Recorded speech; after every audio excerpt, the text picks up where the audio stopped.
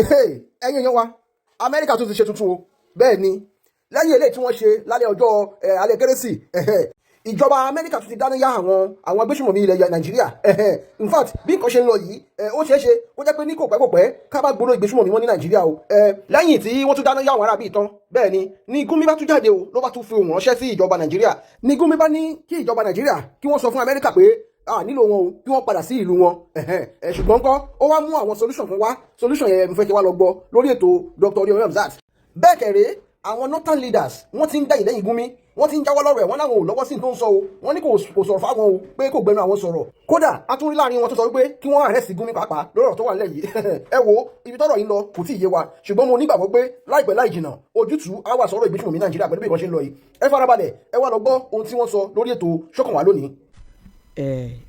ilẹ̀ Amẹ́ríkà wọ́n ní lẹ́yìn tí pọ̀pọ̀ sí ọdún kérésì wọ́n tún ṣe ètò jíju àdó olóró abúgbàmù mi látòkè tá a mọ̀ sí airstrike èmi ìtún wáyé lẹ́yìn tí ọjọ́ kérésì èyí tí wọ́n ti ṣe ṣáájú Christmas Eve ni wọ́n kọ́kọ́ ṣe kan lẹ́yìn yẹn wọ́n tún ti ṣe mí báyìí oríṣiríṣi ọ̀rọ̀ ni ló ń jáde lórí ìgbésẹ̀ yẹn bẹ́ẹ̀ sì ni àwọn kan tún béèrè fún pé kí wọ́n náwó rẹ̀ kọ́mọ̀jì ó jẹ́ ẹkùn àríwá ìwọ̀ oòrùn nìkan because Sokoto ni ibi tí wọ́n ti lọ bá wọn Sokoto ni méjèèjì bẹ́ẹ̀ ni ndómẹ́wá ní kí wọ́n gbé wá sí north east náà most importantly Borno Sambisa forest àwọn bẹ̀rù kí wọ́n mọ́ gbàgbé èèyàn náà wọ́n ní báyìí rìpọ́ọ̀tì jẹ́ ọmọ yìí pé àwọn terrorist tí wọ́n fi àwọn ibẹ̀ ń ṣe bùgbé wọ́n ti bẹ̀rẹ̀ sí ní wá ó làwọn ó ṣe ibùdó fẹ́ lọ ibòmí ìwò náà fẹ́ gbà lọ ibẹ̀ ń dẹrùn fún wọn mọ́ wọ́n ti bẹ̀rẹ̀ sí ní sákàbàkàbà fún ẹ̀mí ara wọn lásìkò yìí bó la ṣe rìn bó la fẹ́ tọ̀ báyìí ọ̀nà bó ní káságbà ibo ní àṣà lọ báyìí terrorists relocate after airstrikes. Okay. But wọ́n sọ fún wa specifically ibi wọ́n ń ṣe àwọn ibi tí wọ́n relocate lọ wọ́n dẹ̀ sọ specifically ibi tí wọ́n lọ. mo mú un látọ̀rọ̀ wọ́n ní àwọn ikọ̀ agbébọn gbogbo tí wọ́n máa fi Sokoto ṣe bùgbé ní nǹkan kan àwọn agbègbè kan Benue ni wọ́n ti bẹ̀rẹ̀ sí ní sákè. mo mú un látọ̀rọ̀ Ndume nǹkan tí Ndume sọ I love you so much ṣe nígbà tí wà láàrin bẹ̀rẹ̀ north east ló ti bẹ̀rẹ̀ especially Maiduguri mo rántí pé time yẹn nígbà tí former president tó kú tán wọlé wọ́n ní kán relocate headquarter Nigerian army lọ sí Maiduguri bó jẹ́ ṣe pé all the effort prove very abortive so bí Ndume ṣe sọ yìí kó má ṣe pé north west nìkan ni wọ́n wò ibi tí wàhálà yẹn gangan ti bẹ̀rẹ̀ kó tó di pé ó wà lọ káàkiri which is Maiduguri kan kọ́kọ́ wò bẹ̀ lóòótọ́ kọ́ yẹ̀ wò and mo like the specific area tó dákọ̀ especially Sambisa yẹn ó ti di axis of evil Ọlọ́run ló mọ iye ẹ̀mí àwọn èèyàn tó ti consume níbẹ̀ yẹn ṣe pé wọ́n jíyàn gbé ni wọ́n kó wọn lọ ní forest ni o area bíi ti everybody fẹ́ mọ̀ náà ni pé Sambisa forest so èmi náà enjoy America kan fojú tó yẹ ká fi wo area yẹn ṣe rí Nàìjíríà kì í ṣe pé bóyá mo rí i pé àwọn tó jẹ́ ọ̀tọ̀kọlú wa tí wọ́n dẹ̀ mọ̀ nǹkan tán ṣe láwùjọ wọ́n gan ti múra tán pé ká bọ́ nínú làásìgbò ti terrorism èyí tá a bára wa but àwọn kan wà tó ṣe pé ọ̀bàyéjẹ́ ni wọ́n fún àpẹẹrẹ ìgbà tí wọ́n strike nígbà tí Christmas Eve yẹn wọ́n ní àwọn people yẹn bí tán ti wá from Mali from Niger that is to say majority of them are not Nigerians lóòótọ́ ó lè tinú lé ní òsì lẹ́kùn fún títà but exodus wọ́n wá láti sub African countries ni wọ́n wá fi pàdé sọ́dọ̀ wa pẹ̀lú nǹkan tí America dẹ̀ ṣe yẹn wọ́n ti disperse wọn disperse wọn táwọn sọ ní pé ibo la mọ̀ tán lọ báyìí so ojú lala kan fi ń sọrí ṣùgbọ́n lára bí tó yẹ ká mójú tó túlẹ̀ òun lọ̀rọ̀ Sambisa yẹn and iṣẹ́ tí America wá ṣe bó ti ṣe pé àwọn kan sọ pé àwọn ò láìkí iṣẹ́ tí wọ́n wá ṣe but we can see the fake now nígbà tí yóò bá fẹ́ travel láti Ìbàdàn lọ sí Àbújá tẹ́rù ọmọ bàyàn pé ẹ má jẹ rìnrìn alẹ́ ẹ má jẹ rìnrìn ọ̀sán ṣùgbọ́n mo mọ̀ pé pẹ̀lú bọ́n ṣe dismember gbogbo ibi tí wọ́n ti ń ṣe meeting yẹn sìn bó ti ẹ̀ ṣe bá ti mọ̀ bí wọ́n lọ eléyìí ó da wọn lọ́wọ́ kọ́ so èmi mo ṣe enjoy America kan ṣe ra keep surveillance wọn bẹ́ẹ̀ yẹn títí tàbí máa overcome terrorism. lórí ọ̀rọ̀ Sokoto yẹn wọ́n ní gbogbo ọ̀pọ̀lọpọ̀ àwọn tí wọ́n jẹ́ àdìámọ́ra tí wọ́n mọ́ dá wà lálẹ́ wọ́n ti bẹ̀rẹ̀ sí ní lọ bẹ́ẹ̀ sì ni àwọn tí wọ́n wà ní Sokoto gan ní comment section sìn wọ́n ní security ti wà beefed up kan níbẹ̀ pé kódà lórí àwọn òṣìṣẹ́ ọmọ ológun elétò ààbò nílẹ̀ yìí chief of army staff ti wà ń bẹ̀ láti bí ọjọ́ méjì pé ó ní ṣe pẹ̀lú gbogbo airstrike nǹkan kan tó ń ṣẹlẹ̀ ṣùgbọ́n láfikún lórí ti Sambisa forest wọ́n ní US scans Sambisa forest àwọn náà ti bẹ̀rẹ̀ sí ní tanná láti wo ohun tó ṣẹlẹ̀ bẹ́ẹ̀. ṣé mo pé àwọn ò sí bí ṣùgbọ́n mo like wọn sí nǹkan kan pé when they want to carry out an operation àwọn gbogbo kòkó wọn wádìí àwọn nǹkan kan náà ṣé àpẹẹlẹ nǹkan kan tó ṣe wọ́n rán yàn wá tí àwọn congress lẹ́yìn wọn tán wá láti wá wádìí kí nìkan tí ń ṣẹlẹ̀ gan so also this àwọn góòtàn náà wò wọn akọ́jọ́ pé wọ́n bẹ̀rẹ̀ sí ṣiṣẹ́ tó yẹ kán ṣe and bí chief of army staff ṣe lọ síbẹ̀ náà ò dà torí ẹ̀rù nǹkan kan bà mí nígbà tí àwọn tó wà ń bẹ̀ nǹkan tí wọ́n jẹ́ aráàlú wọ́n lọ jẹ́ reprisal attack ṣe pé nílé bí àwọn people yẹn náà kan fẹ́ ṣe nǹkan ṣùgbọ́n pẹ̀lú bí wọ́n ṣe ọwọ́ tán gbé àti pé wọ́n mọ̀ pé wọ́n ṣì wà lọ́dọ̀ àwọn again pé in case àwọn fẹ́ ṣe anything wọn àti lọ ẹ understand mo like èmi mọ̀ pé tọ́wọ́ yìí ń bá ń lọ bó ṣe ń lọ yìí within the next couple of months a máa overcome terrorism ní Nigeria ẹ mọ́ gbà pé ibì kan wọ́n ti lé wọn débẹ̀ yẹn Central Africa nígbà tí wọ́n fa wàhálà bẹ́ẹ̀ náà wọ́n lé wọn jáde you understand so eléyìí náà àwa náà ti gbé gbèsè tó yẹ ká gbé and I know that very very soon ọkàn wọn balẹ̀ Nàìjíríà. Okay, honourable speaker. ọ̀tá ẹni kì í pa ojú ọ̀yà kínú ẹni dùn tí èèyàn bá sì ń gbé láàrin àwọn tí ò ní tẹ́lọ́rùn bó bá ju ọ̀bẹ sókè nígbàgbà ibi pẹlẹbẹ náà ni ọmọ fi lélẹ̀ nígbà tí insecurity pọ̀ gbogbo ayé ló ń kígbe tẹ́ ẹ̀ bá lè dá ṣe ẹ wá ràn lọ́wọ́ lọ síbi tó yẹ kẹ́ ẹ wá ràn lọ́wọ́ lọ. Amẹ́ríkà dé àwọn sọ tí wọ́n ṣe wọ́n dẹ̀ gbégbèsè pẹ̀lú ìfọwọ́sowọ́pọ̀ pẹ̀lú the office of the NSA torí pé intelligence gathering kò wà lọ́dún ẹnìkan. America is technologically driven wọ́n sì rely lórí intelligence information. Now some people now rose up wípé wọ́n mi pé sovereignty Nigeria ti lọ nìyẹn bí president ti fàyè gba America láti wá ADC spokesperson. amúdẹ̀fẹ́ káwọn yẹn realize kìíní kan wípé the act of opposition kì í ṣe pé kẹ́ ẹ mọ̀ takùn tó bá dáa. n tẹ́ bá kù díẹ̀ káàtó that is the function and n tẹ́ designate ti àmọ́ opposition fún nìyẹn but when it is everything tó bá dáa náà lẹ́mọ̀ condemn Nigerians need to wake up gbogbo wa need láti jí ká fojú àwọn aṣebiyan because ẹ tó bá ta kó pé ká má ní ìsinmi aṣebi ní ọ̀tá Nàìjíríà ni when the likes of the ADC are now condemning America for coming don't condemn one from working in synergy with Nigerian intelligence ẹ ti pe wey ṣọ̀rẹ́ Nigeria and I'm saying this with all boldness because if tábà ní nǹkan tó dáa tó dé jẹ́ pé ká tún destroy ẹ̀ ká tún banú àwọn ọmọ Nàìjíríà jẹ́ ni ká yí wọn lórí ká ní sovereignty wá ti lọ nìyẹn when before this happens gbogbo àlàkígbẹ́ kò sí ìlú tí o can ask for help you can work in synergy when you don't have the necessary technology to do things. wọ́n ṣe lọ́nà sovereignty Nigeria àti sọnù nígbà tá à ń lo sim registration tó ń gbé wá nígbà tá à ń lo ATM tó ń gbé wá nígbà tá à ń lo most of the technology tí wọ́n discover tó ń gbé wá àṣẹ ní sovereignty wa sọnù nígbà tá à ń lò ó àṣẹ ní sovereignty wa sọnù nígbà tá à ń lo drone tá à ń da àṣẹ ní sovereignty wa sọnù nígbà tá à ń lo helicopter tá a ṣe fúnra wa later tá a lọ rà. So when people want to criticize kò sí pé kán dààmú ọmọ Nàìjíríà ní criticisms tí ò bá dáa tó ń bẹ̀ ní kán sọ kán dẹ̀ jẹ́ kí wọ́n improve on it.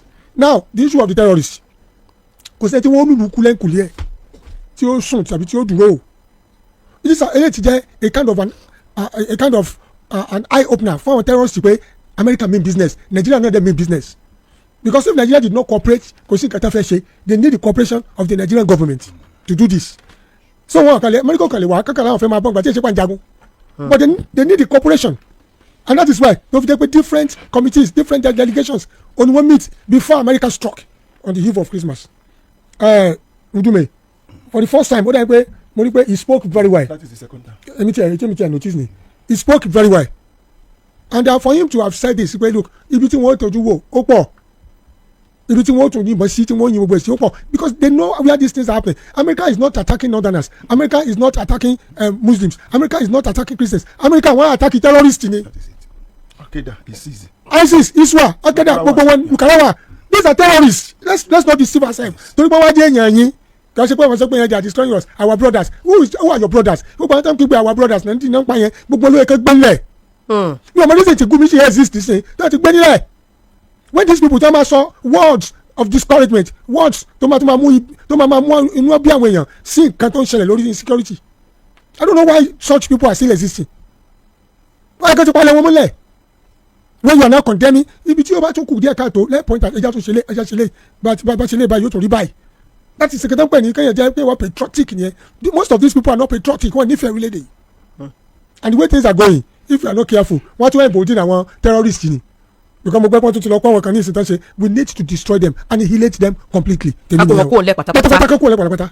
Gumi sọ̀rọ̀ kan ọ̀rọ̀ tó sọ ọ̀rọ̀ méjì àkọ́kọ́ tó sọ ó ní nǹkan tó ń fi against wípé kan fight àwọn people yẹn tó ń fi speak on their behalf wípé àwọn ọmọ yẹn ó lóun wò wọ́n ní wọn lọ́jọ́ ọ̀la ó ní whatever you tell them to do ni wọ́n á lọ ṣe ó ní all sort of gbogbo nǹkan tí ó yẹ kéèyàn ọmọ fà sórí náà ń fà sórí pé so when you look at them you say pé they are ruffians wípé but òun wá ń wo ọ̀nà wo la fi lè tó wọn ṣe tí wọ́n fi fit into the society ìlòun fi I read it pé lòun fi ń kọ́ mi pé ń sọ fún gọ́ọ̀mẹ̀ pé òun mọ̀ wọ́n ju ìjọba lọ ọ̀rọ̀ bẹ̀yẹn nu number 2 ó tún sọ̀rọ̀ kan ó ní pé kí president Bola Ahmed Tinubu kan sọ fún America pé kan bóyá wọ́n rò bóyá sọ́ọ̀lì wa náà wà kan kúrò ní Nigeria for now pé ká wá bẹ́kàn sí China Pakistan àti Turkey mi mọ̀ bóyá ọ̀rọ̀ ó mú làkàyè lọ́wọ́ ká mú Turkey Pakistan àti China níjó ní làkàmbí pé wọ́n bá wọn Chinese mu tí wọ́n ní wọ́n kó bọ̀ fáwọn terrorist nítorí góòdì àwọn nǹkan táwọn fẹ́ jí lọ so àwọn làwọn lọ pè wá ipe kan wá fight fún wa mi ìmọ̀ tó rí níbi Turkey àti Pakistan mi ò mọ̀ bí láti mention Pakistan lẹ́nìí táwọn èèyàn oníjókòó díẹ̀ pé ibo ni àwọn tá a pè ní terrorist ibo ni wọ́n mọ̀ náà ká wọ́n sí so mi ìmọ̀ nǹkan tó mean láti mention the 3 countries àtàwọn ọmọ tó sọ pé òun mọ̀ ipe at the end of the day government ò fojú tó ń fi ń wò wò but yóò sọ ní pé kí Mr. President sọ fún US pé ká máa lọ now láti jọ́ táwọn sójà wa tí wọ́n ti ń gbé gbèsè me I don't know of reason to lẹ́nu gbà tí the first strike yẹn wà ìwọ gan lọ́jọ́ pé second strike wà pé the first strike yẹn wà ìjẹ́ gbọ́ pé wọ́n jí ẹnìkan gbé nbìkan wọ́n lọ bìkan wọ́n lọ ó dà pé kálukú sáré kọ́ ọmọ ẹ̀ bọ́ sọ pé ìtò wà ń ta ìkó rẹ́rìn àtọ́ o you understand wọ́n súnkì so láti ẹjọ́ táwọn sójà wọn ti ń dààmú tí wọ́n lọ káàkiri a sì tún gbọ́ pé wọ́n jáde some people is in long form trouble káàkiri but now tó ṣe pé wọ́n rí the first one thank God for the second one third one tó máa burú gan sọ pé kálukú wọ́n jókòó wọ́n sá kábàkàbà pé jìbìtì ayé mu wọn but ṣé Gumi I don't know tíjọba ò ṣe lè invite you understand especially lórí ọ̀rọ̀ méjì tó sọ yẹn kan yẹ̀ who is this man. àwọn ọmọ kéékèèké tí wọ́n sọ pé wọ́n lọ́jọ́ ọ̀la ta ló sọ wọ́n dalẹ́ lọ́jọ́ ọ̀la. they believe wọ́n tẹ́ bá bí àwọn ọmọ sáyé tán dẹ̀ believe pé alimajiri ni ìgbé ayé wọn ni kádàrá wọn. tí gọ́ọ̀mẹ̀ntì àtàwọn leaders wọn because the kind of feudalism tí wọ́n lò ní north ó sì exist nísìn tí wọ́n believe pé àwọn eléyìí alimajiri ni wọ́n because wọ́n rí wọn lò wọ́n rí wọn tẹ́gbàtẹ́gbà ṣe báyìí àwọn ọmọ tí wọ́n ní an idle hand is a devil's workshop ọwọ́ tó dilẹ̀ ó lè ṣe yánò ẹ lọ síbẹ̀ náà if you have ever lived there mi ti live bẹ́ẹ̀ lọ títí o at least mo ti lọ ṣe nǹkan bẹ́ẹ̀ tó ẹ pé wọ́n máa rìn kiri ní bẹ́ẹ̀ bá gbóúnjẹ lẹ̀ kẹ́ tó sanwó wọ́n ti gbóúnjẹ wọ́n ti yín wọ́n ti so many things wọ́n fagídí force wọn lọ sùkúù ni kí làwọn leaders wọn ṣe lẹ́gbàá àti education ten develop in east ten develop in south west ten develop in south south what is their leaders doing ẹ bá ń kọ́wọ́ jẹ wọ́n ṣe bàbá rere ni they are using them àwọn ọmọ tí wọ́n náà rán léèwé àwọn ọmọ tí wọ́n náà lead wọn they want to be leaders for life feudalism yẹn not fẹ́ kó máa lọ ni certain class of northern oligarchy náà fẹ́ kó máa rule lọ títí they rendered other people useless and now he's fighting them back. nǹkan tó ti ṣe sílẹ̀ tẹ́lẹ̀ ló padà ológun mẹ́rin nìsín when education is developing Jonathan fẹ́ encourage Nigerian education Ọbásanjọ́ fẹ́ encourage most of them wanted to do it kí ló ṣẹlẹ̀ kí tẹ̀yẹ̀ jáde. wọ́n tẹ́wọ́ gbà náà olùbọ̀kọ́ ọ̀rọ̀ fìdílé tó ní no western education nígbà tó ní pé wọ́n ti fẹ́ introduce western education sáwọn yẹn wọn. everyone support Boko Haram go kọ́ dé ni tó ní nǹkan gidi ó ṣe but báyìí sì mú other people kọ̀ọ̀kan ló ti pé Boko Haram is not representing us. So I think one thing. Only at this point náà pé àwọn northern leaders kan ti sọ pé Gumi ò represent àwọn kò dé represent Islam. wọ́n ti jẹ àwọn northern elders forum. Some people will tell you pé Gumi ò represent àwọn. What did they do about Gumi? Let's stop this hypocrisy. ẹ bá àwọn ẹni gbogbo náà ṣe bàbá yorùbá kẹfù Gumi. kí ni wọ́n ṣe tẹ́ bá sọ lọ́la tẹ́ sọ pé we don't want Gumi again get him arrested ìgbà náà lámọ̀ ẹ̀kọ́ wọn support yẹ. onìkan ló sọ Babangida nìkan ló sọ pé kan lọ arrested àwọn northern elders forum kan ṣe sọ nígbà tí Babangida sọ̀rọ̀ tán làwọn ṣe wá sọ̀rọ̀ pé àwọn ò sí in support of Gumi pé kò speak for them. fún àwọn àwọn kan ti ń béèrè lọ́wọ́ wa pé kí ló ṣẹlẹ̀ Ọ̀yọ́ state ṣé àfẹ́ lọ Ọ̀yọ́ state ni ìròyìn kan wà tó ní ṣe pẹ̀lú Ọ̀yọ́ state àwọn kan sì ní kí Kọ́mífẹ́mi Babalọ́ba kọ́ bá wọn sọ̀rọ̀ pa Ọ̀ṣun òṣèlú Ọ̀ṣun nígbà àwọn kankan ṣẹlẹ̀ ń bẹ̀. tó bá wà lọ́wọ́ tí wọ́n láfọ̀lọ́. ok time table. méjèèjì náà ṣe ẹja kọ́ lọ Ọ̀yọ́ ẹgbẹ́ ní Ọ̀yọ́ lọ́gá Ọ̀ṣun àbẹ́ká tí ń jẹ lára ẹ̀. Kọ́mífẹ́mi ṣé bẹ́ẹ̀ ṣe fẹ́ gbé nìyẹn. Ọ̀yọ́ lọ́gá Ọ̀ṣun àbẹ́ẹ̀kẹ́lẹ́ bí mẹ́rin mọ́ gbẹ́yìn. ọmọ kékeré láti ìwájú tá a sán lórí ìṣọlẹ jẹ ní odò tí ọmọ kékeré ò lè fún nǹkan nígbà àgbàlagbà ọkùnrin ni wọ́n fi gbé e. kọ́kọ́ àti ìdẹ́bi odò àti orí ìyàgbẹ́ ilẹ̀ náà nílọ́wọ́. ilẹ̀ ẹlẹ́ la ṣe wa ilẹ̀ ẹlẹ́ eruku la ṣe wa. wọ́n mọ fọmọ tẹ́ni kí wọ́n látẹ̀yìn yóò mọ lọ́wọ́ jùlọ láwọn àmọ́ san lọ́wọ́. òkúta ò ní pọ̀ lójú ọ̀nà náà o tó kúta bá pọ̀ ọmọ tí ò wọ sálúbàtà. a sì gbé gbọ́ bá débẹ̀. kọ́kọ́ lọ́rùn tí wọ́n san lẹ́nu. kí sọmọ tó dàgbà bíi fún tó wọ́n ti dàgbà bá àti tó ti wéyìn tó ti wéyìn. ok ju gbogbo ẹ lọ àwọn fọ́nrán kan wà bí bí a ká kọ́kọ́ fi àwọn fọ́nrán yẹn wọlé náà kó tó di pa wà lọ kí ni pépà sọ kí làwọn tó tún jáde mọ́ jẹ́pẹ́ àwọn tó ṣẹlẹ̀ interviews nǹkan kan náà ló dìròyìn ẹja gbé àwọn fọ́nrán yẹn gbogbo ẹ̀ lálò pátápátá ẹja gbọ́ tẹ̀léra wọn bó bá ṣe ń tẹ̀léra wọn. Governor Makinde has driven away almost everybody that was part of his succession. But that is his problem. It's not mine. A tenure is coming to an end. We'll all be alive. Don't tell me when you go to Baywood Estate in Ibadan, it's all Governor Makinde's interest. That's an allegation you cannot. I'm standing here. I said I will take responsibility for your station, and I'll stand here. We are not fools. We are politicians. We are governors. All he came to say about the president, but I did the truth. Governor Makinde has stopped your state money. He has that's an allegation. Excuse me, I'm standing here. I don't. My name is Fayose. That's an allegation. I want to say this to you, and I want this to be. He forgets that when you are in government, a sitting governor, there is no governor, no president can walk through the offices of these governors and president without making mistakes. The people you had offended in the course of transactions will come out one day and tell stories about you. All the choice lands in Oyo State has been taken over by Governor Makinde. That's an allegation you I stand here to say it. I say I should be sued. Okay. He cannot be sued as a sitting governor. I can be sued.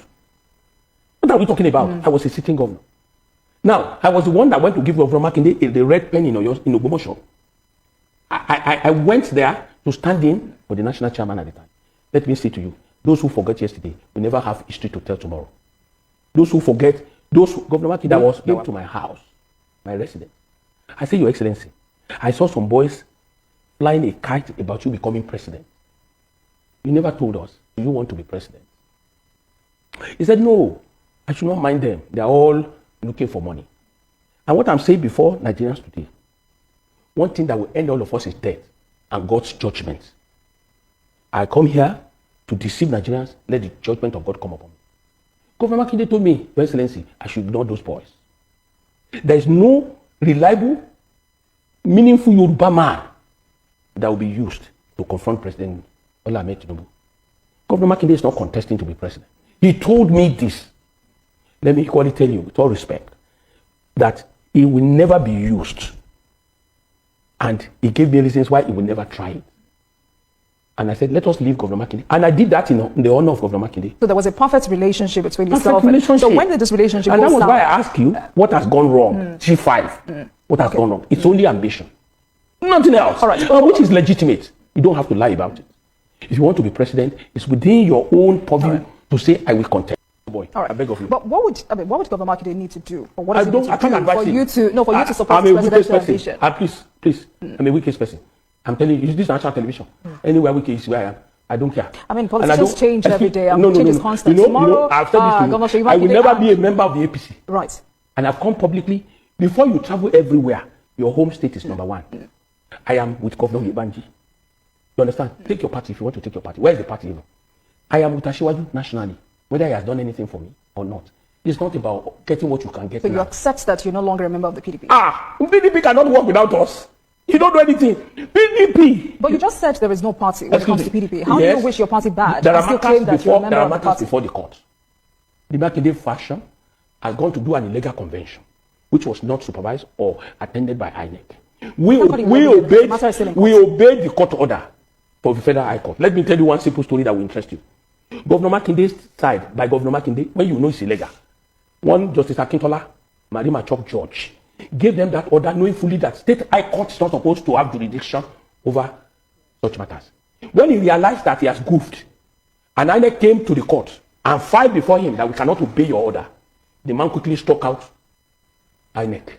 So on what substrate, on what grounds is he passing his judgment? Till today he has not passed it. He only created a window for them to go and do the convention. Now they went to a Federal High Court. Federal High Court to come and validate them. The Federal High Court in your state was there before. You didn't go there because Makinde controls the court in the State High Court. Who is fooling who? And because there are so many cases on, nobody can lay claim to PDP. That was why I was telling you. Okay. In due course, the court will educate on what led to what. When the court gives an order, whether you use this order, you are bound to wait. So while we wait for the outcome of these cases, we just support a genuine reconciliation process. There's no reconciliation that can take care of this. PDP is down. The umbrella is no more there. That's the truth. Don't let us come and deceive anybody. How can PDP that used to control 28 governors now have 4 governors? The 4 governors, 2 of them are skeletal friends of Governor Makinde. All right. Did you see them on national television talking? I'm asking you a question. Which of the governors I don't want to mention their names. You said 4 governors. Apart from Governor Bala and Governor Makinde, which of the other governors are on the television talking about them? That's why you will know that, All right. that there's nothing called a PDP under Makinde. All right, Governor Fayose, sadly we're out of time, but... Olagbara. Lẹ́yọ̀kọ̀ọ̀kan àwọn accusation yẹn allegedly. ọmọ nǹkan tí mo kọ́kọ́ rí number 1 ọ̀rọ̀ tí wọ́n ní 50 billion kan wà tí wọ́n gbà látọ̀dọ̀ ààrẹ wọ́n allege yẹn náà ọ̀rọ̀ ti bomb blast ní Bodija. bóyá ká máa mú lẹ́yọ̀ kankan. I learned that the governor issued out 4.5 billion out of the 50 billion Bodija people. ṣé àwọn Bodija àwọn èèyàn kan ti ń bèrè pé ẹ̀yin ará Bodija ṣe fẹ́ mọ ibi tí owó yín tó kù wọlé sí ibẹ̀ yẹn ó rújú ó dẹ̀ ní ọ̀pọ̀lọpọ̀ béèrè inú because ṣáàmọ̀ inú pépà pé wọ́n tẹ́wọ́ gbowó àbí wọ́n tẹ́wọ́ gbowó àbí bóná ti gbowó ṣé president náà sọ fún wa pé àwọn gbowó fún wọn that one is somehow but then ibi tó wó yẹn kí n lọ síbi tó wó ibi tó wó lẹ fẹ́ bẹ̀rẹ̀ ni ẹni tó sọ̀rọ̀ yìí tó sọ̀rọ̀ kó wọ́n jẹ́ kó wa láìtẹ̀ kábẹ̀rẹ̀ sí mú. múlẹ̀ ọ̀tọ̀ ni. lẹ́yìn àwa náà gbọ́. lẹ́yìn ya ní ti PDP lórí ọ̀rọ̀ wípé ó ṣe ẹgbẹ́ òṣèlú wọn ibi tí wọ́n bá ọ̀rọ̀ ẹgbẹ́ dé bí olẹ́gbẹ́ ṣe fẹ́ tẹ̀síwájú ṣẹ́gbẹ́ ilé ní tẹ̀síwájú báyìí ambition ló gbé wa débi tá a wà yìí o nǹkan kan báwọn ọ̀rọ̀ G5 bí G5 ṣe túká ambition náà ni ó tú G5 ká ó tún sọ pé fúnra gómìnà wa ni wọ́n sọ fún àwọn wípé àwọn ò ní interest nínú presidency láti lọ díje du ipò ààrẹ inú wa ń bẹ ó tún kú ó kú sáwọn ibì kan o. ibi dewu. ilẹ̀ ilẹ̀ wọ́n allege pé the governor wọ́n ti ta ọ̀pọ̀lọpọ̀ lẹ̀ tán nǹkan kan báwọn wọ́n ti di ọmọ abúlé ṣòwò wọ́n ti wà allege pé ibì kan ọgbà kọ́lẹ́sì kan estate kan pé kọ́ bá lọ bẹ̀ pé kọ́ béèrè bó ṣe jẹ́ lọ́wọ́ gómìnà wa lórí ọ̀rọ̀ Baywood estate. Ó yá. Now ẹ jẹ́ kí n gbé láti bi ọ̀rọ̀ PDP àti G5. Now PDP àfitán bá tó ṣe nǹkan tí Sàràkí ní kan ṣe ipe kí gbogbo wọn kan come together kan ní kí á tẹ̀ka Fayose sọ nǹkan kan tó jà mí ó ní wọn lè run PDP outside àwọn àná dẹ̀ mọ nǹkan tó ń sọ ṣe é pé láàtọ́ nígbà tí Wike àti Fayose tán ra back off till today gbogbo nǹkan tán ṣe kò lójútù ṣe é rí i pé convention tán sọ gan convention yẹn ò nítumọ̀ ẹ wo bó ṣe sọ̀rọ̀ adájọ́ yẹn gbà tán lọ sí high court gbogbo pé INEC ò wá oríṣiríṣi even gan kíní kan wà tán tí Fayose rántí sọ statement fìntìrí nínú convention tó fi lóò gbà pé kán lé àwọn kan lọ tẹ́ bá so gbogbo kíní yẹn pọ̀ ẹ rí i pé ọ̀rọ̀ tí Sàràkí padà sọ tó bá lè tẹ̀lé PDP lè padà bọ̀ sípò but for now wọ́n ti wà ní disarray then wọ́n sọ̀rọ̀ lórí 50 billion nídìí kí president ṣe sọ fún wa pé tí mo kó jáde ni wọ́n lè pè ní classified information but àwọn ti tú jáde láti jẹ́ ká mọ̀ pé 50 billion naira kan wà tako fún wọn tó jówó àwọn Bódìjà estate but however yẹn mi bá wọ́n lè bá wọn kó pamọ́ ìyẹn àmọ́ báyẹn kó wó pamọ́ ipe ẹjẹ ń fún ní iye báyìí kákó yòókù pamọ́ ṣùgbọ́n àìkànnà tó pé iye báyìí yẹn ọ̀rọ̀ yẹn ó lè dá nǹkan sílẹ̀ especially ṣe pé well informed society àwọn personality tó ń gbé bẹ́ẹ̀ níbi tí nǹkan ti ṣẹlẹ̀ ṣe pé wọn kì í sọmọdé wọn kàwé they are educated wọ́n dẹ̀ ní influence in Nigeria dáadáa so wọ́n mọ̀ pé wọ́n ní pọ́kẹ́tì this so called 50 billion naira yìí tó ṣe pé 5.4 billion ló jáde láti bẹ̀. Number 3 ni pé mi ìmọ̀ bóyá Fayose ń gbé Ọ̀yọ́ state but wọ́n ní to me nínú ọ̀rọ̀ tó sọ wọ́n ní àwọn information kan pé wọ́n ń talẹ̀ àwọn náà jẹ́ ká mọ̀ yìí pé governor ló ń talẹ̀ ṣẹ̀pá wà ó mọ̀ a kà mọ̀ yìí pé wọ́n irú bí tanda kan Baywood gbogbo abẹ kọjá mo dẹ̀ rí pé ní kiri níbi kò jìnnà síbi omi Ọ̀yọ́ state yẹn ṣùgbọ́n mi ò mọ̀ yìí pé èmi tí mo mọ̀ ọ́rọ̀ tí bá ti kọjá láwọn ọbẹ̀ ni pé bóyá àwọn investors ṣe gẹ̀tẹ̀ àwọn estate valuers managers ni wọ́n náà ra lẹ́yìn tí wọ́n kàn kọ́ nǹkan tán kọ́ ṣùgbọ́n with what Fayose say ó dà pé majority of the land tí wọ́n ń ta ń sìn àti pé governor ni wọ́n ń ta bóyá àwọn proceed yẹn ni wọ́n ń kọ́ mọ́nu IGR Ọ̀yọ́ state fi lọ sókè that we don't know àwọn àlàyé ni yes ṣe mọ àwọn àlàyé tó ṣe pé àwọn expect látẹnu adarí wa ni which is excellency wa governor Makinde ìyẹn bẹ́ẹ̀ yẹn. ẹdùn ẹkọ mi fẹ́ mi kẹ́ tó lọ jìnnà ṣé Fayose ṣe wọ́n wà credible enough láti lè mọ sọ orúkọ bẹ́ẹ̀ pẹ̀lú gọ́vnọ̀ wa kádẹ́ wà lè gbà tàbí ká. former governor ni he has a right to do that. that is it. so àmọ́ wò pé yẹn nìkan credible when information are distant àwọn ni kí wọ́n sọ jáde. message náà la ń dún pẹ̀lú báyìí not with the messenger now. former governor ni so wọ́n máa pàdé àdúgbò ìjọba ṣíṣe ibi kankan wà tí Fayose sọ tẹ́mi kan wò pé à ń pọ̀nù okòdà ambulance àti ọ̀nà ẹnu lórí ọ̀rọ̀ presidency babalégunlé baba ẹni òjò tí ò bá jẹ́ mọ́ wọn ìmúyàn sí bó jẹ́ sí pé rọ́ọ̀nì but it doesn't really matter wọ́n làwọn bí wọ́n pọ́n sẹ́ wọ́n dẹ̀ sọ pé boys kan náà jáde èmi náà dẹ̀ ti sọ̀rọ̀ yẹn ń bì rí èmi àti pásọ̀ fẹ́ wojú ara wọn jọ yẹn mo ní bàbá yìí ò tí ì sọ pé àwọn fẹ́ contest ní pásọ̀ fi sọ pé ok wọn sọ pé àwọn jáde àwọn kan dẹ̀ jáde ṣé bí tọ́sán ni ẹ̀yin pípù yìí o ẹ̀ mọ́ jáde ló kọ́ mi mọ́ no response from ìyẹn nìkan ó tán. ọmọ ìfẹ́ mi kò tí ì tán. ṣe rí iṣu yìí ẹ jẹ́ ká wo with all sense of responsibility and look at how factual some of these things are. jẹ́ kí n kọ́ bẹ̀rẹ̀ kankan náà ilẹ̀ tó wà ní Agodi yẹn tí wọ́n náà fi ṣe estate yẹn kí ni ilẹ̀ yẹn wà fún ilẹ̀ yẹn ó wà fún láti help the level and the magnitude of oxygen ètí yóò máa wọ àárín Ìbàdàn tí yóò jẹ́ kí livelihood wa kó better because it's government reserved area àwọn igi tẹ́gbìn bẹ́ẹ̀ má gbẹ́ igi tí kìlókun bẹ́ẹ̀ àwọn igi owó ní àwọn ìlú kọ̀ọ̀kan wọ́n máa fi àwọn eré àkànlẹ̀ tí green máa wà bẹ́ẹ̀ because of the so-called climate change tí a rí so that the kìíní ò ní máa deplete that's one so ilẹ̀ yóò wà very important to us táwọn bá fẹ́ fi ṣe estate ayé àwọn Awólọ́wọ̀ wọn ti fi ṣe estate bó tiẹ̀ jẹ́ pé Kọ́lápọ̀ Ìṣọ̀lá pé bẹ́ẹ̀ wọ́n ra wọn lọ́wọ́ tó ń sọ dídàkudà to some people development náà pé to some people it is wọn kàn ṣe development aerodrome náà lọ.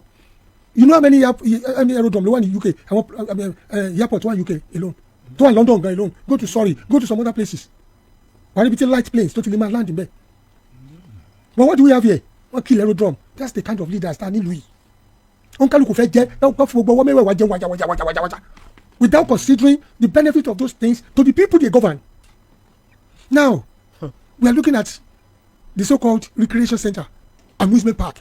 It's gone too. It's gone. Do you know the UN Charter about amusement and recreation? Go and check the US Charter, the UN Charter.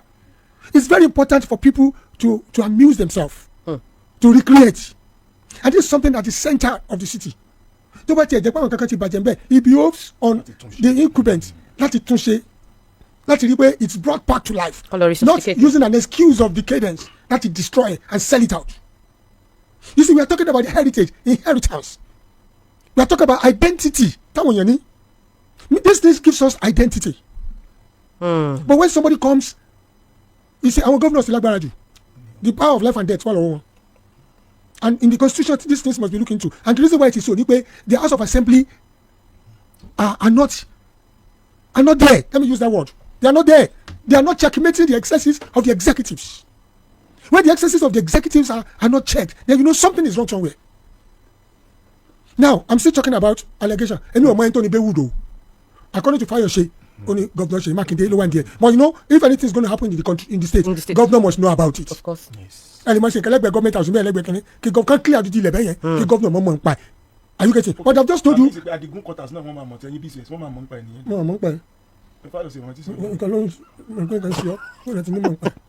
Èmi wò pé ẹni number one gbọ́dọ̀ mọ̀ nípa irun kan báwọn so Adigun lè ní mọ̀ ẹni wọ́n rò bóyá Mr. Adigun. ayé fúláàtì tó wà lẹ́yìn lẹ́yìn ayé kan bulẹ̀ bẹ̀ wọ́n gé lára sukùl wọ́n bulẹ̀ bẹ̀ wọ́n sọ ara sukùl di kìíní wọ́n ní onímọ̀ nípa ẹ̀ kọ́mi fẹ́mi onímọ̀ nípa yẹn àbí àkàmà juwọ́ sí wọn ni wọ́n mọ̀ nípa gbogbo ẹ̀ but there is a reason for everything tó ń kálukú fi ṣe nǹkan reason yẹn lálù wo how justified are these reasons. ọ̀sẹ̀ tí ń bèrè bí wọ́n ní jẹ́ life wọn bẹ̀ kí wọ́n gbé investor wá káwọn investor bá dé tán bá láwọn fẹ́ sí nǹkan life wọn bẹ̀ kí ìjọba ìpínlẹ̀ náà ní tiwọn bẹ̀ kán dẹ̀ kó dẹ̀. amusement park should be brought to life. Do you know how many life nothing enjoy around one day since Bola Ige made that place to be what it is? So we are our inheritances were àwọn nǹkan tó jẹ́ tó fún wa ní ẹ̀jẹ̀ títì they have what a road way by reasons known to these executives. ẹja gbọ́n tagolo. gẹ́gẹ́ láago mẹ́sàn-án àárọ̀ lò láti iléeṣẹ́ rédíò àgídìgbò 88.7 FM Ìbàdàn lọ gba káàdì ìdìbò rẹ. And now you say I'll take it one by one. Ben. And I'm going to be very objective about it. Fayose gave this interview at TVC. And specifically the subject matter was all about Makinde and Wike. And the G5. Those are the subject matter of that interview. And it came after Governor Makinde has already given his own interview. The media chat. So it's on basically it's on basically reacting to what he said. Everybody has a spokesperson. I am Wike's person.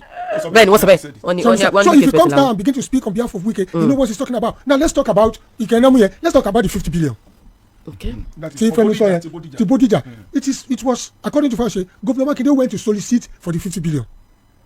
Okay. But you got a report. That's only your state paper. Your state has high-marked 4.5 billion for Bodija victims. No, not federal government. So your state. Your state 4.5, no 50 billion. I don't know whether it's 50 billion or not. But according to Fayose. Now, and the governor has never come out to say federal government no one saw. Enough for I just saw evil to one in administration for him. One serious evil. When Buhari was there, when we can the federal assisted buses, one come from Bobo State, you need 50, you need 200. Only she buses come from one. But because the federal government was too quiet, one state and one other state one state they did not give credit to the federal government. And the same thing is applicable now. So you want to do I said. I went to the president, and the president has given us 50 billion naira. And out of the 50 billion, 4.5 billion.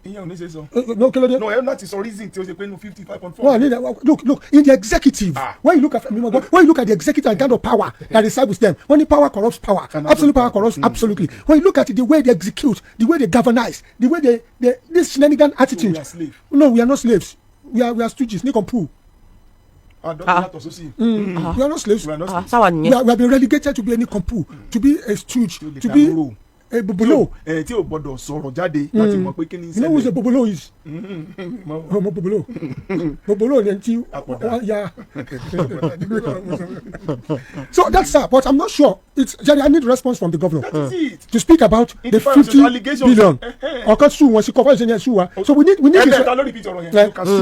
this response as quick as possible. Ọmọ yóò ṣe. Bẹ́ẹ̀ni. How they look back and come out sọ̀rọ̀ sí governor wa anyhow. That's what I'm saying. I will not take it. A lot of people will say, Pastor support I will not take it. You can't just come to my house and defecate on the floor. What will a man do? A man will take a stick and break his neck. Don't defecate on my floor. But what we are not saying is this: the governor will now have to come out and defend himself. And the federal government will say, "Say, Lord, call for 150 billion. I mean 4.5 billion. No, let me come from where now." Okay. No, when they kept quiet because they were already giving the money. Only suffering by federal assisted buses. Don't go for state. This state was like federal local. That is even wrong. Federal system ló kó wà lára ẹ̀ but federal government kept quiet. Wọ́n yóò di pátápátá àwọn ìwà ni wọ́n ṣe kankan ẹ̀wọ̀n yóò bọ́ system fún state gbogbo àwọn state yẹn dẹ̀ wọ́n dẹ̀ kún lọ́dà tiwọn. wọ́n tà mí wọ́n gbé mi fò lóṣèlú wọ́n gbé mi fáwọn ẹgbẹ́ ọ̀pọ̀ federal system bọ́sì sí ní ẹgbẹ́ fáwọn ẹgbẹ́ aláta ẹgbẹ́ lóṣèlú ẹgbẹ́ urú ẹgbẹ́ tẹ́fíṣẹ́ ẹ̀wọ̀n ọlọ́pàá wọn náà fún wa adáwọn bọ́sì sí ẹ̀mọ̀ náà wọ́n pọ̀ nípa wọn lẹ́ni náà. And Gani, the same way one senator used NEMA mat for palliative in his constituency. Oh my God. Only ambition, governor, by PDP day. Yes. Allegation. Is it true? Let's dissect it and look at it. I'm not a PDP man. I will never be a party man. I want to contest in London. I mean, that Kuwali lati be. You understand? Benny, one yes sir. Send me one of them. Throughout the campaign, ṣe yín mú sí mi lẹ́yìn.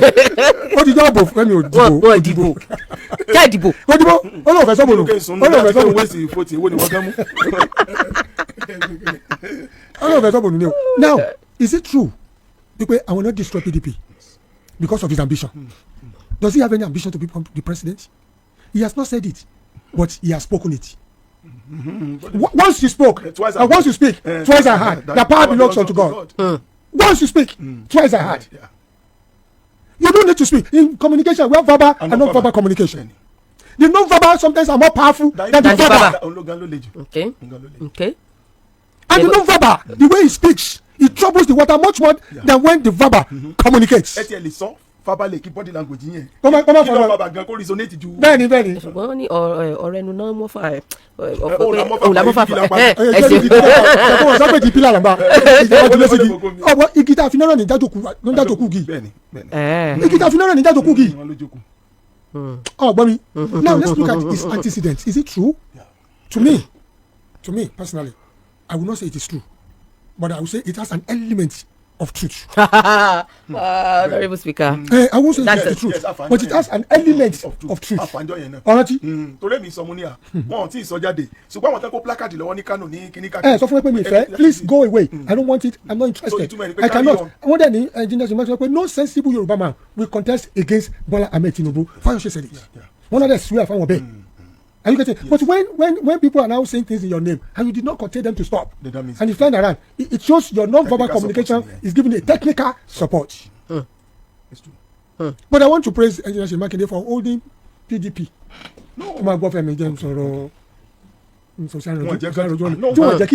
No send army fight another man's war. Okay. So what are we saying? I'm saying one PDP job. So you tell some life way. Either legally or illegally. PDP ṣì ní clout láti expel àwọn kan láti jókòó láti ní wọ́n converge láti ti lọ sí Ọ̀ṣun láti ti ní candidate. You know one thing to me like Fayose ṣe. Okay. Let's sleeping dogs lie now. Fọwọ́sẹ̀ láti máa sọ pé Engineer Makinde àwọn lọ ṣe congress ní Ọ̀ṣun. Ipe ẹni tó wá jáde náà èyí tó lọ ṣe yìí lọ́sùn àbí kí ló ń porúkọ ẹ̀ láti lọ ṣe àbí láti lọ yan Fayose mi like ẹ̀ wọ́n wá ní ẹni tó pa ẹni tó àlẹ́ ti pa Bọ́lá Ìgè ni wọ́n wá lọ fún ní tíkẹ́ẹ̀tì PDP lọ́sùn ní PDP. The recent one yẹ pé ẹni tó àlẹ́ ti pa Bọ́lá Ìgè náà lọ fún ní PDP. I don't like it. Let's sleeping dogs lie. Get mo sọ ẹ jẹ́ kí iṣẹ́ rí tó bá ti kú ẹ jẹ́ kó kú lóòótọ́ láti mọ̀ lóòótọ́ máa gbọ́ ó sọ̀rọ̀ pa history only when you don't think about yesterday you now have today and your tomorrow may be bleak gbàtọ́ ọba ronú àná o lè lónìí ọjọ́ ọ̀la rẹ ò sì lè dá báyọ̀ ṣe sọ bọ́ sẹ́rù àná ẹ̀ lọ́ ẹ̀ka mọ̀ rẹ ti bọ́lá ti ń sùn ó ti sùn nínú Olúwa. December ló tún wá bọ́ sí. time tó máa pa wọ́n ṣe pé wọ́n pa wọ́n níbi towards the eve of the kini òun náà dẹ̀ grant interview December náà gbogbo ẹ̀sìn. kò yẹ kó ti wáyé bẹ́ẹ̀ I don't like it. àbọ̀ wọ́n ti sọ lé náà wọ́n ti sọ. allegedly náà wà ní ti. ó lè tí mo ti sọ ẹ̀tọ́wọ́ ìkan tí mo mú lọ́wọ́ iná yóò yìí sọ. allegation tó wá December 23. ọ̀dà ilé ìwé ṣe allegation eléyìí reality ni o pé wọ́n alleged ni yẹn tó tọ́ ìpè kìnìún ẹ̀yìn wọn fún tíkẹ́ ṣé wọ́n fẹ́ kó wọlé sáwọn ará Ọ̀ṣun sì tẹ́ gbàgbé yẹn nígbà tó wọ́n alleged nìkan pé ọmọ àwọn ọlọ́pàá sáwọn ará Ọ̀ṣun ṣe báyìí ni àti dọ̀sùn PDP gangan ò ní candidate. kọ́mọ nǹkan. Sinek ti recognize it, that's the question. ṣé wọn ti mú yàn kan. táwọn ti mú yàn. ṣé faction PDP. ṣé PDP ò sì fààyàn lẹ̀. faction wọn fààyàn kalẹ̀. irú èèyàn wo náà fà kalẹ̀. Fayo. irú èèyàn wo náà pe Fayo. ọ̀nà sọ pé wọ́n alẹ́jẹ̀ ń pa ọ̀rọ̀ ikú Bọ́lá Ìgè nígbà yìí. wọ́n alẹ́jẹ̀ ni o wọ́n approve ẹ o wọ́n ti dismiss but it. never proven. but wọ́n lè open anytime again o. Nàìjíríà ìgbàgbé nǹkan. ok but irú àkókò ìkọlẹ̀ kan mọ sọ bọ́ọ̀rọ̀ yẹn. tẹ́lú tẹ́lú ilẹ̀ kó mọ jáde sí. táìmù tó rántí sí ni onígbé akálukú bá rántí sí. mi like táìmù tó rántí sí ìlú sọ jáde yìí. mi like níbi àti ó sì sọ kò sọ ní kọ̀rọ̀ orí national television ló ti rántí nínú àlàyé gan lọ̀rọ̀ yẹn ti wọlé so adẹ̀tí lè sọ pé Dàmọ́lá Adédayọ̀ òun ni candidate because àmọ́ bóyá INEC tẹ́wọ́ gbà but for now wọ́n ṣàfẹ́ nìkan síbẹ̀ so until then. kíkí lẹ́mí ìbá pé for now wọ́n fẹ́ nìkan síbẹ̀. wọ́n fẹ́ nìkan síbẹ̀ ni INEC ni ó sọ ta ni candidate party ti fún wọn ṣùgbọ́n INEC ni ó yẹ wọn kò ṣe gbogbo ẹni tán mú wáyé so wà within the profile kìíní. ṣé ìyẹn lè gbowó lọ́wọ́ fẹ́ gọ́mẹ̀ kó sì wà mọ́ ẹ sọ Fayose sọ kan ó ní kò sẹ́ tó máa jẹ́ gọ́vnọ̀ tàbí ẹni president tàbí anything tó máa jáde bí akúṣẹ̀ ó ní wọ́n jáde bí olówó ni wọ́n máa lówó sí ló wà nínú. ọsọ mọ̀rọ̀ sí wọ́n máa lówó ni ṣé ká máa lọ ibi ibi tẹ́tí lówó náà ní ká lọ 50 ká yọ 45.5 sábà fún mi lówó tó fi rán mi sára lù. wọ́n àfi rán sára lù èmi olólọ bẹ̀bẹ̀ fún o. àmì ọ̀dọ́ owó yẹn good ẹjọ́ ẹ̀sánú mi o bọ́ǹbù ṣẹlẹ̀ wọ́n wá kó 50 billion fún mi ṣẹgbẹ́ mi mo lọ bẹ̀bẹ̀ on behalf of my kini ṣé wọ́n ní kó sáko ni. ọ mọ tó ṣẹlẹ̀ wọ́n ní kó lọ fi tọ́jú àwọn ará state mo wá yọ ọ́nbẹ̀ mo fi tọ́jú wọ́n wá rí pé owó yẹn pọ̀ wọ́n dẹ̀ lè lo ìmí fáwọn iṣẹ́ àkànṣe mìíràn iṣẹ́ àkànṣe irúṣẹ́ wo ni iṣẹ́ àkànṣe. títì hospital but kì í ṣe pé lọ bá federal government yẹn education so okay fine so ṣe but màá sọ fún yín pé 50 billion ni wọ́n fún mi. ẹjọ́ kí ni túmọ̀ transparency. nǹkan tí bá ṣàlàyé nǹkan tí wọ́n fún mi tàbí nǹkan tí mo mọ̀ pé mo fẹ́ ṣe ẹ̀yin èèyàn mi nǹkan báyìí ni o owó yín tó ṣẹ́kù lélẹ́yìí o. kí ni túmọ̀ accountability. ohun ìgbà tí n bá ṣàlàyé gbogbo iṣẹ́ tí mo ṣe iṣẹ́ ìrìjú mi ok iṣẹ́ ìrìjú mi tí mo ṣe lélẹ́yìí o ibi tí mo bá lè dé tí mo bẹ́ lè dé ni iye tí mo ná ni iye tẹ́ fún mi ni o iye tí sẹ́ńjì yín ṣẹ́kù ni o. kí ni túmọ̀ truthfulness. ìgbà tí èèyàn lóòótọ́ nígbà tẹ́ ṣàlàyé lórí bẹ́ẹ̀ ṣe ń ṣe ìjọba faraàlú tẹ́ ẹ̀ làmọ́lẹ̀ pé báyìí ní nǹkan o báyìí kàṣà báyìí káwòdì kì í ṣe pé mo báyìí kówó pamọ́ nígbà tí ẹ ṣẹ́gun mi kan tó mo lówó nǹkan ni àwọn tí ṣé mo ní ẹ bá ń fowó pamọ́ ẹ̀gbọ́n fún wa lówó oúnjẹ wọ́n wá ní pé wọ́n wá yọ fún mi nbẹ pé kí n lọ primary. níbo ló fi àyàn ẹni tó lọ gbowó sí ṣé kò ní jẹ́ ń di pẹpẹ ni. ìbá lè yóò ṣe ń di pẹpẹ tí ò ní jẹ́ ń di pẹpẹ. ẹ̀yin náà lówó tí yín tẹ̀ ń gbà kí so wá aráàlú ẹ lè convert owó aráàlú to be your personal money you can convert. gbogbo tí Fayose sọ. irọ́ ni mo agree until tí ẹ̀wọ̀ gómìnà sọ̀rọ̀ ṣe pé wọ́n sọ̀rọ̀ bàtà díẹ̀ kàrà ṣẹ́gun dé tiwọn. Fayose náà sọ ó ní Ọ̀yọ́ state ti di pé àwọn èèyàn díẹ̀ kà gómìnà náà di tiẹ̀ àwọn àmì ètò ládàá jù lọ. ẹ kẹ́kọ̀ọ́ dání. ẹgbà jẹ́ ń bẹ̀. no that's the meaning honestly. Fayose ò ṣe dáadáa. ó ṣe dáa díẹ̀ ó kàn ó kún kinní kan ó wá kù fún ọlọ́lá jùlọ lọ́dọ̀ tiwa the most excellency ṣe gẹ́tẹ̀ láti jẹ́ kán sọ̀rọ̀ jáde wípé situation ọ̀rọ̀ tí Fayose sọ ibi tó ti parọ́. ṣé Fayose wà obsessed pẹ̀lú Wike. it could be ṣùgbọ́n ṣé o tí. ó sọ kinní kan ó ní you don't fight ẹ mọ̀ kó sọ fún Fubara. ó sọ Fubara ó ní Fubara you don't fight Wike it's not better to be a friend of Wike than to be on the other side. Wike will consume you. ṣe pé láti ìgbà tó ti sọ̀rọ̀ yẹn gan tí wọ́n ní pé ìgbà táwọn ní $1 million pé Wike sì máa wà school at that time ṣe pé Wike kò react except Larry Ọláyínká lórí sọ̀rọ̀ yẹn tó jẹ́. nǹkan tó Fayose sọ lórí yẹn ni pé Ọlọ́run bó ti ń tó ayé òǹkálùkù. Ọ̀ṣínbàjò náà wà ní time yẹn ipò Ọ̀ṣínbàjò náà is just an attorney general ní kíni Ọlọ́run sọ vice president Ọlọ́run ló mọ̀ bí ti ń tó nǹkan. ok so pé ilé fi nǹkan kan brag ni. no ní tọ́tọ́ sọ ni it is God that defines everybody's life in the way he loves. And you cannot brag about who you are. But brag in the politics o. àríṣe larika àríkà ni bàbá rẹ kún ó ta bá ṣe lónìí ọ̀rọ̀ tán ni ó dà lọ́la o. bọ̀tẹ̀ yẹn wà gbọ́dọ̀ wà kíáfù mo tọ́ lọ́rọ̀ tẹ̀sán ẹ̀mú mi rántí nǹkan kan Ojúkúgbú Yakubu Gawon pé school start holder ni today Yakubu Gawon is a PhD holder Ojúkúgbú pẹ̀lú first degree ni ẹ ti gẹ́gẹ́ sí. okutukutu. no èmi ìjẹ́bi olè.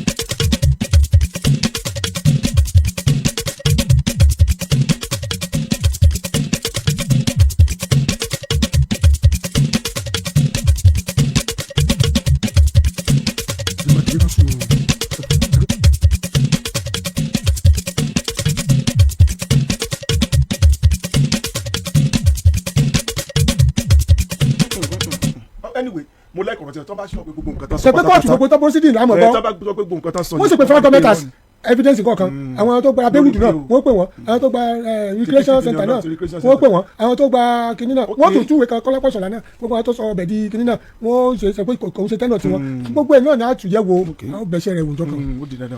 kọ́mífẹ́mi wọ́n ní kí ló ṣẹlẹ̀ ní Ọ̀ṣun. àlàáfíà ló ń ṣẹlẹ̀ lọ́sùn. lágbọ̀n òṣèlú. àlàáfíà ló ń ṣẹlẹ̀ lọ́sùn. àlàáfíà in the sense that gbogbo àwọn party ti ní candidate wọn. And by the grace of God. kẹ̀kẹ́ tẹ wá ní àwọn kan ò ní candidate lẹ́ẹ̀kan. èmi ò tí ì gbà pé PDP ní candidate torí wàhálà tó wà nínú PDP.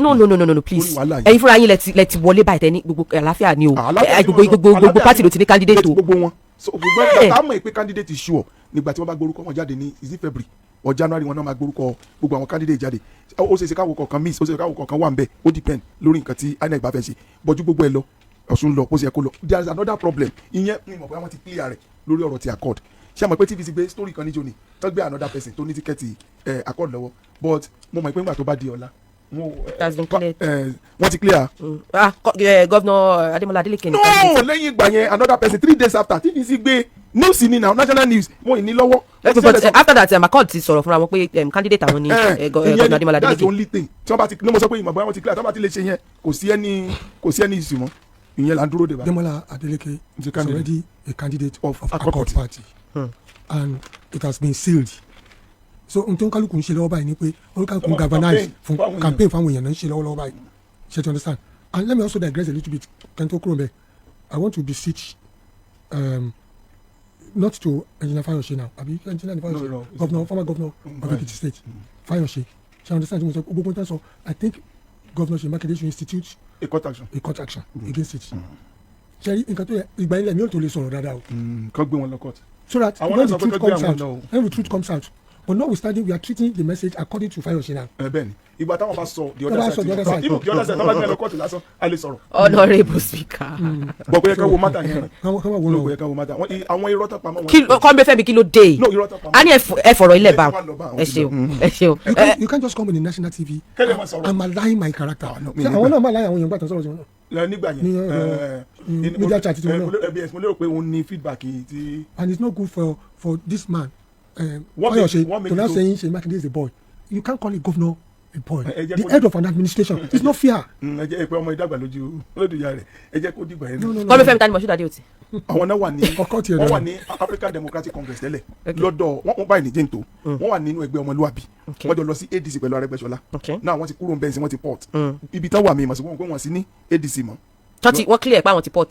of course wọ́n láwọn òṣèlú mọ́ ṣùgbọ́n àwọn kan gádà wọn ju wọn jò ní. wọ́n ní wọ́n align pẹ̀lú àbí wọ́n fẹ́ align àbí wọ́n ti align pẹ̀lú Governor Adeleke ní Accord. níjó ni tán sọ̀rọ̀ wọ́n wà ní BAP stadium ní wájú court wájú hall wọ́n ní pé gómìnà náà ò ní pẹ́ dé èrò sì pọ̀ wájú wọn.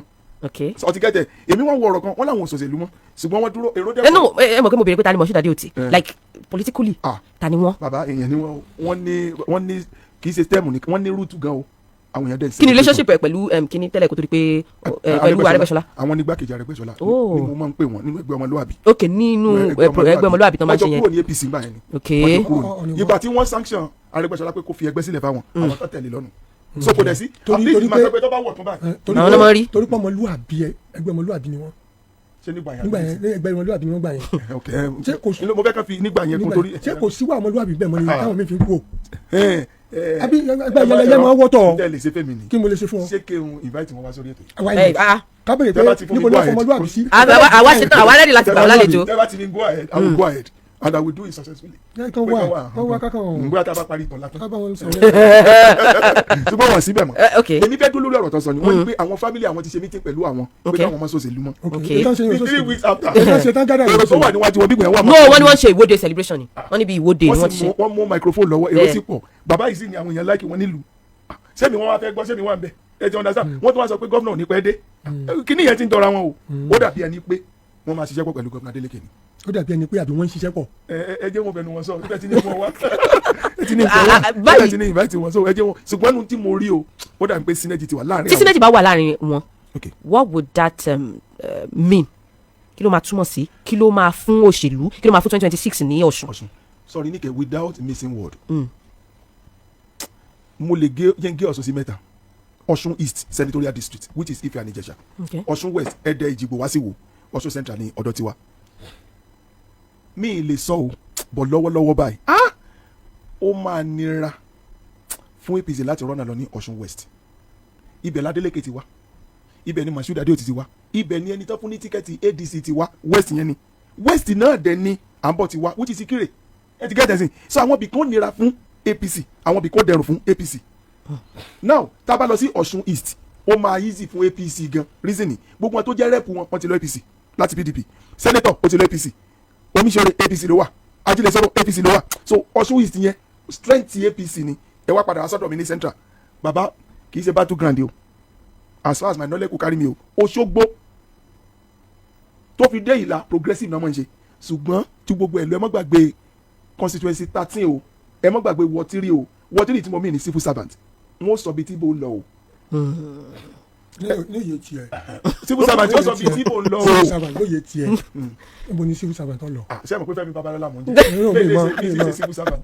Oko tí wọ́n sì ń ju kò yé mi, wọ́n sàn ju oko yé mi. ṣùgbọ́n mo ayé tiẹ̀ mọ́. báyìí ní díàwó ìjọba àná bóò ni civil servant ti ṣe sí ìjọba Adeleke kí ni àtàn kọ sí ìjọba àná ẹ̀ṣẹ̀ wo ni ìjọba ṣẹ̀wọ̀n ìjọba òní ìjọba ọgbẹ tó jẹ ní ìwẹ tí ó débẹ̀ ní kò mú bẹ ṣùgbọ́n pé kí n lọ bá òun pásítọ̀ ìjọba Arẹ́gbẹ́ṣọlá nígbà tó wọn bẹ civil servant tó lájú ẹjọ ọjà wà o torí half salary aṣọ ọdún wà African food wà àwa Agége bread wọn ṣe bread ní ọ̀sẹ̀ nítorí ọdún èyí Thursday ló máa wá ń já bread fún mi but wọn ò wálé ní báyìí sí so ní bread ilẹ̀ bread wa ò dẹ̀ ń dilẹ̀ Agége bread wa ò dilẹ̀ pápápá ni because it's a very sweet bread wọ́n máa ń bò ní so ní bread ilẹ̀ mọ̀ but gbogbo ọjà tó kù is available ẹja epo sẹ̀mó irú ẹ̀gúsí gbogbo ẹ̀ bẹ́ẹ̀ ó wà available ojú òní tí ẹ má gbàgbé láti bá mi share káwọn èèyàn wá lè mọ bó ṣe ń lọ nílé ẹ ṣé gan mo dúpẹ́